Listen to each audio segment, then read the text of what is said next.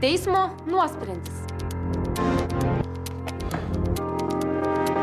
Dėl valstybinių dokumentų, oficialių raštų, protokolų, klastočių, antspaudų padirbinėjimo, pilietis Sakalauskas Vovka pripažįstamas nekaltas.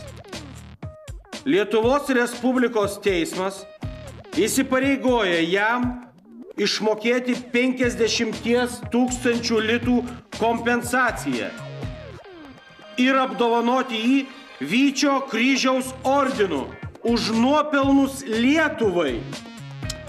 Skaityk, toliau ten. Lietuvos Respublikos teismas įsipareigoja Sakalauskui Vovkai nupirkti kelionę į Gran Canariją, all inclusive.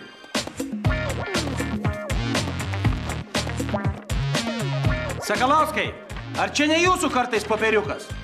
Mano, gerai padarytas, ne?